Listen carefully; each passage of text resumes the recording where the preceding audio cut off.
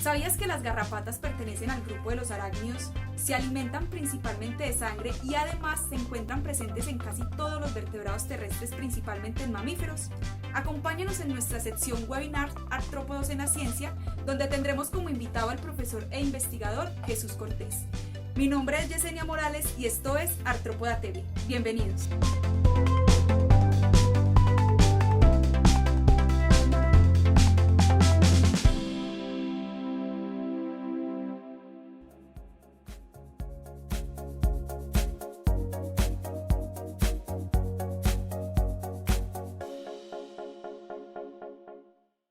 Vale, primero que todo, agradecer desde el grupo de Parasitología Veterinaria de la Facultad de Medicina Veterinaria de Zootecnia la participación al profesor Eduardo Flores, a Daniela Martínez, Alejandro Novoa, del grupo de investigación en aracnología y miriapodología. La temática que enmarca esta presentación es uno de los principales artrópodos que está reemergiendo en el conocimiento, en los estudios y en la investigación. Mi presentación se titula Investigación en garrapatas desde la perspectiva de la biodiversidad. Es un trabajo que se ha hecho desde el grupo de investigación por más de una década, en donde tratamos de establecer los diferentes aspectos y situaciones anexas al conocimiento, biología, aspectos de control y todas las consideraciones de este importante artrópodo vector en salud pública y en salud animal. Como definición tenemos que las garrapatas son ectoparásitos hematófagos obligados prácticamente de todos los vertebrados terrestres, principalmente mamíferos, aves, reptiles y algunos anfibios. Es del conocimiento que como parásitos son de distribución cosmopolita, aunque hay numerosas especies restringidas a regiones o hábitats específicos. Dentro del grupo de las garrapatas, como veíamos anteriormente, hay una gran diversidad de posibles hospedadores, incluyendo los seres humanos y su relevancia en salud pública, en estudios de investigación de salud pública. Es importante que ustedes consideren que en un grupo que es constituido por algo más de 900 nombres científicos válidos de especies, estos están distribuidos en todo el mundo y se concentran en regiones tropicales y subtropicales del planeta. Estos artrópodos poseen importancia sanitaria y importancia económica. La principal importancia sanitaria está dividida en dos factores. Uno, en su altísima hematofagia. Son, hematófagos obligados, en donde se ha encontrado récords de hasta 5 centímetros cúbicos de sangre extraído de hospedadores, sobre todo en el grupo de los reptiles, es donde yo he visto más el desarrollo de esta hematofagia a todas sus anchas por parte de las garrapatas. Otra parte importante de esa importancia sanitaria es la relacionada con la transmisión de agentes infecciosos relevantes de ser causantes de enfermedades infecciosas en humanos y en animales a lo largo y ancho del mundo.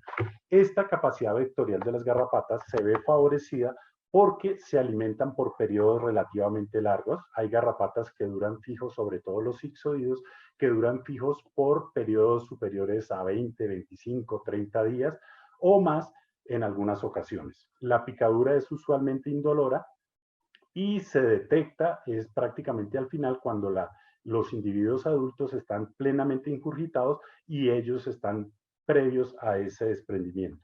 Y una característica que ha marcado a las garrapatas como vectores principales es que el ambiente del intestino medio de las garrapatas posee una diferencia muy grande frente al intestino de otros insectos hematófagos, tipo mosquitos, por ejemplo, en donde establecen que tienen unas proteasas intracelulares, conllevando que la acción proteolítica de estas enzimas no se lleve a cabo sobre el agente infeccioso ingerido, conllevando a que haya esa gran diversidad. Se considera las garrapatas el primer vector o el vector primario en medicina veterinaria por la gran cantidad y la gran diversidad de agentes transmitidos, agentes infecciosos, y el segundo vector de importancia en salud pública o en medicina humana después de los mosquitos. ¿Por qué esa capacidad tan grande de la mayor diversidad de patógenos a transmitir? Es por lo que les enunciaba de las características del intestino medio, donde esas proteasas intracelulares hacen que el desarrollo del agente infeccioso esté a sus anchas para luego ser transmitido. Otro de los factores que es importante tener en garrapatas es las características de la saliva. Esta saliva les ayuda a mantener el equilibrio hídrico, pero también tiene funciones de inmunosupresor sobre la respuesta del hospedador, antiinflamatorio, vasodilatador y antihemostático. Esto es una de las líneas más importantes de investigación en garrapatas, teniendo en cuenta las propiedades farmacológicas y terapéuticas que pueden tener los diferentes compuestos que constituyen la saliva. ¿Por qué la importancia económica? El otro renglón que interesa a médicos veterinarios y a zootecnistas es su impacto en la producción animal o en los sistemas productivos a nivel de bovinos, sobre todo, que es muy críticamente considerado como la principal limitante de la industria ganadera en el mundo, con reacciones tales como morbilidad. ¿Qué es morbilidad? Es altísima la capacidad de adaptarse y establecerse en nuevos ecosistemas o en nuevos sistemas productivos en las diferentes regiones del mundo. Las reacciones que causan las garrapatas a nivel de la piel de los animales es muy grave y hace que se pierda esa integridad, conllevando a pérdidas económicas a nivel de pieles y curtiembres. Otro de los síndromes que está asociada a la garrapata por una neurotoxina asociada a la saliva de estas garrapatas que conduce a una disfunción nerviosa, periférica, dificultad respiratoria, a efectos cardiovasculares, vómitos, cambios en la temperatura corporal y el posterior fallecimiento del individuo sometido a esta neurotoxina es lo que ha conllevado a un síndrome que se determina como parálisis por garrapata. Actualmente en el mundo este síndrome ha sido muy estudiado y se comprometen 55 especies de garrapatas duras y 14 especies de garrapatas blandas en la, digamos, como causantes de este problema de parálisis. La mortalidad asociada de los grandes volúmenes de sangre que extraen las garrapatas y algunos factores que se relacionan con esta extracción de sangre y a otros aspectos de modificación y alteración que hace sobre los animales de producción o de abasto, conllevando que en leche se disminuye hasta el 40% o más la producción. En carne se han visto unos indicadores muy altos de pérdida de ganancia de peso y en todos los aspectos del crecimiento del individuo y consideraciones que afectan la capacidad de trabajo de los animales, la disposición estética de los mismos y consideraciones que van a redundar en unas pérdidas económicas realmente importantes. La clasificación de las enfermedades causadas por garrapatas tiene un componente económico muy alto, inclusive de billones de dólares a nivel mundial, y obviamente en Colombia tienen su representación como uno de los limitantes más importantes de la ganadería bovina en este caso. Alteraciones reproductivas, en donde vemos que la presencia de las garrapatas interfiere con los niveles de progesterona, disminuyendo factores liberadores de hormonas de la reproducción como las gonadotropinas hipofisiarias y otras que tienen que ver con la síntesis de globulinas en el hígado que son transportadoras de la progesterona, conllevando alteraciones de los ciclos estrales y a pobres indicadores reproductivos. Y todo lo que tiene que ver con el control de estas garrapatas a través de los químicos, que ha sido tradicionalmente prácticamente la única herramienta de control. Esto es de la taxonomía, esto es de los primeros árboles donde simbolizaban las tres grandes familias que se estudian en las garrapatas. El doctor Hultstrand en el 81 determinó las dos grandes familias que tenemos en nuestro medio, que son las garrapatas duras, que la diferencia clásica es la presentación de un escudo dorsal que tienen o dorsal y ventrales, mientras que la familia Argacidae carece de estos escudos tanto dorsales como ventrales. Y hay una tercera familia que es la familia Nutalielidae con un solo género y especie que tiene unas características compartidas de las dos familias para en esa época estar representados en 803, nombres científicos válidos de especies. Este es el árbol que ha llevado a mayor consenso en los últimos años, teniendo en cuenta que hay herramientas moleculares y que han facilitado grandes avances científicos y tecnológicos en el entendimiento de las relaciones filogenéticas de las garrapatas. Sin embargo, no existe consenso sobre los cambios propuestos en la sistemática total de las garrapatas, por lo que algunas reubicaciones taxonómicas no son completamente aceptadas. En este sentido, se están haciendo uso de varios caracteres comprendiendo morfología, comprendiendo aspectos de función tales como biología, ecología, comportamiento, entre otros.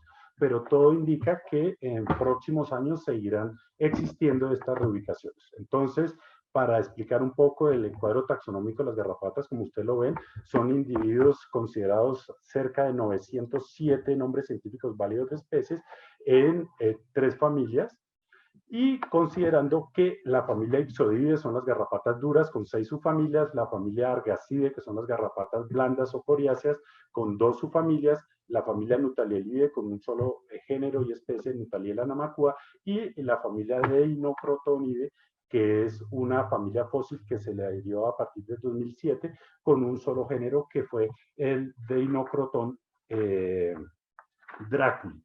Todas estas integran el esquema total de los estudios en taxonomía, pero es bien importante que este consenso no se ha adquirido actualmente, y considerando que autores como Guglielmone en el 2010 dice inclusive menos de 900, Nava ya entra a un número más alto, y Rivera Páez, un autor colombiano, considera 930 y tantas garrapatas constituidas en las 3 familias que comentaba.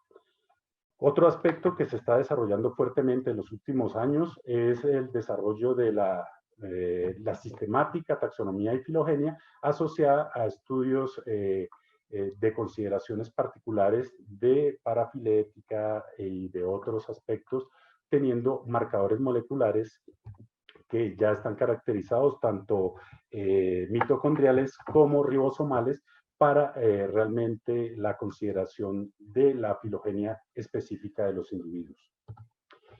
Esto es de los campos que estamos en investigación, que es una identificación morfológica y la identificación molecular.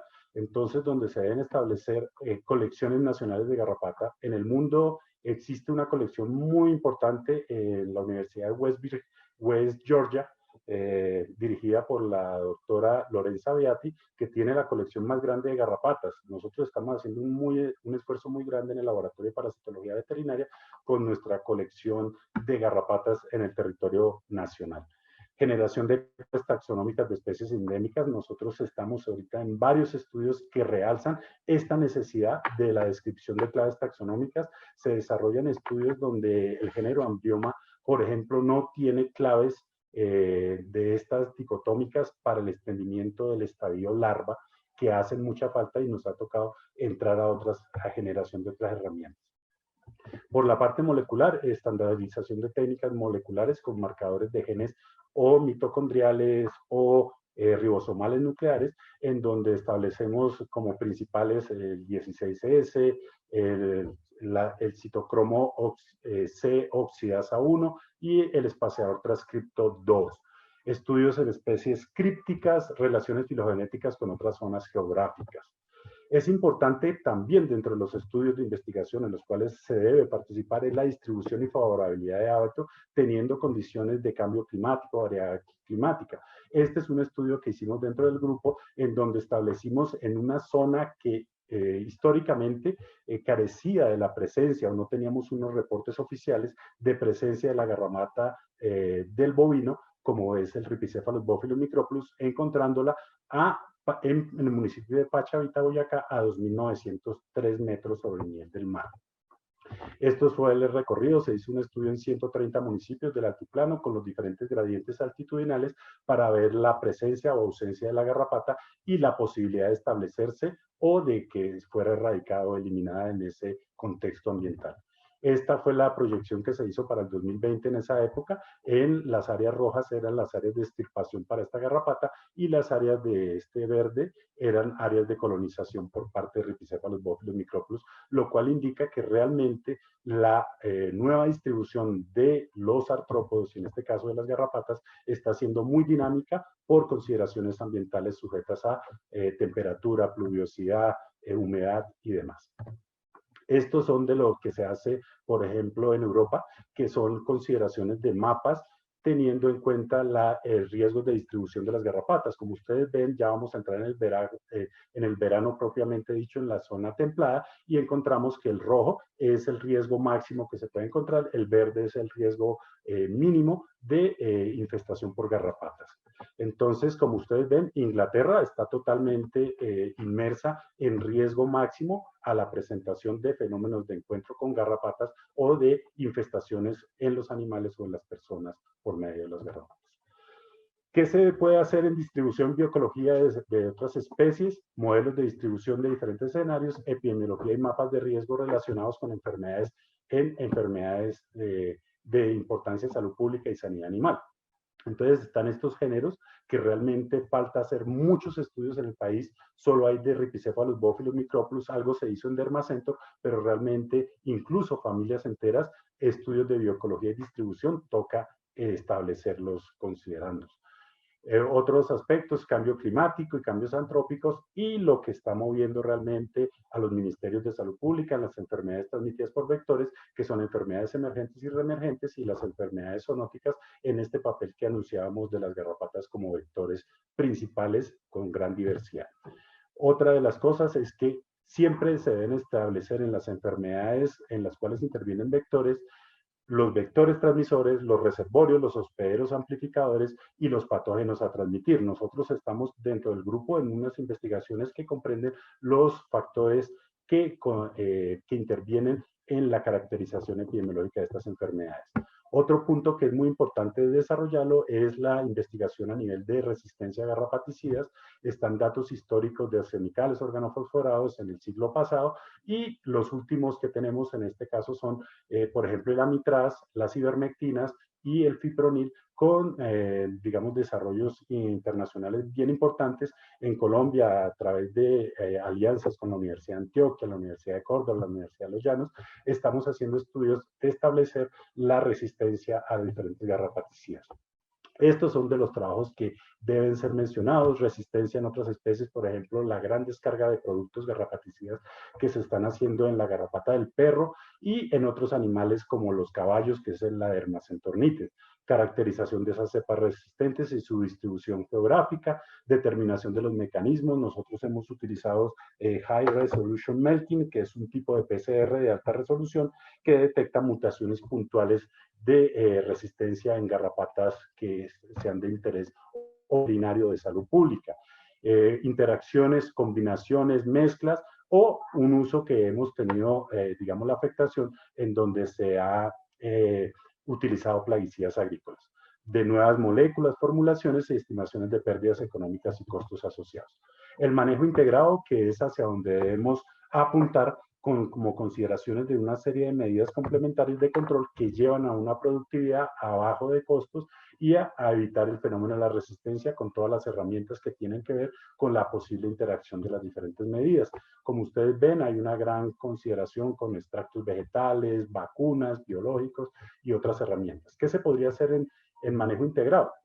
Establecer programas o de investigación aplicada o básica con relación a manejo integrado de garrapatas en diferentes regiones y ecosistemas en donde estén llevando a cabo su actividad las garrapatas, inclusión de zonas no endémicas como el estudio que se hizo en el altiplano cundiboyacense, de nuevos inmunógenos de vacunas, selección genética, los hospedadores, es ver el problema de las garrapatas desde el punto de vista del receptor del problema, investigación e innovación en estrategias de control biológico, hongos, hay unos estudios muy interesantes en hongos entomopatógenos o acaropatógenos en este caso, extractos vegetales, aceites esenciales, homeopatía, microorganismos eficientes y medicinas tanto humanas alternativas como veterinaria alternativa. Entonces, muchísimas gracias. Muy buen día. Si te surgieron algunas preguntas, déjalas en la caja de comentarios. Si te gustó este video, compártelo con tus amigos, déjanos un like. Además, síguenos en redes sociales como Artrópoda TV. Nos veremos en un próximo video.